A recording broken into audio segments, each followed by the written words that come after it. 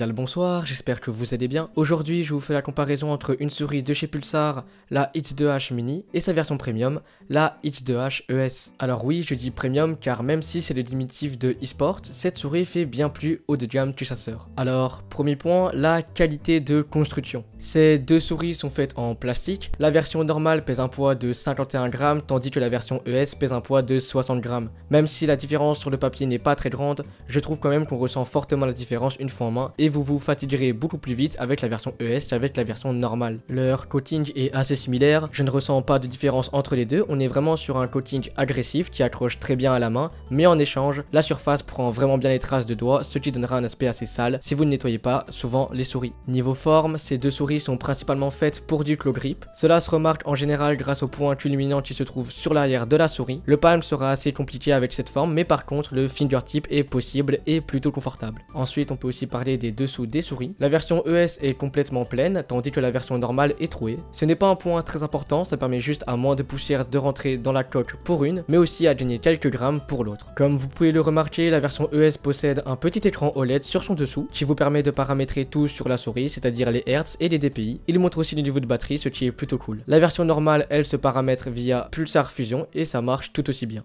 Au niveau des clics, on est sur des switches optiques de chez Pulsar. Le ressenti est plus ou moins le même si j'ai l'impression qu'ils sont plus fermes sur la version ES. Je ne ressens pas de pré-travel ou de post-travel quand je les utilise, ce qui est un bon point. La molette est légèrement crantée sur les deux souris et leurs roulements sont plutôt agréables. Elles sont aussi facilement spammables, mais elles sont assez lourdes pour ne pas les activer par erreur lors du roulement. Niveau patin, ceux sur les deux souris sont similaires. Leur glisse est assez fluide, ils ne sont pas spéciaux, mais ils ne sont pas désagréables à utiliser. Dans la boîte de la version ES, vous obtiendrez directement un dongle Wika, tandis que pour la version normale, vous devrez vous contenter du dongle classique qui lui va à 1000 Hz. C'est d'ailleurs les seuls éléments importants que vous obtiendrez dans la boîte après la souris et le câble. Vous n'aurez pas de patin de rechange ni de grip, ce que je trouve quand même un peu dommage. Pour moi, c'est la principale différence avec le poids et le prix de ces deux souris. La version classique coûte 110 €, tandis que la version ES coûte 140 €. Après, si vous comptez acheter le dongle Wika Hertz séparément pour la version classique, vous devrez ajouter 20 € au prix de base de la souris, la faisant passer à 130 €. Pour conclure, je dirais que la version ES est vraiment faite pour ceux qui cherchent un produit plus premium et aussi une souris plus lourde que la normale. La version normale est faite pour ceux qui recherchent juste une bonne souris sans se casser la tête. Personnellement, j'ai beaucoup apprécié jouer avec les deux souris, même si j'ai quand même une préférence pour la version normale qui est elle plus légère. Ces deux souris m'ont toutes les deux été envoyées par la boutique Matisport qui vend plein de produits intéressants pour les joueurs comme des souris, claviers, tapis de souris, etc.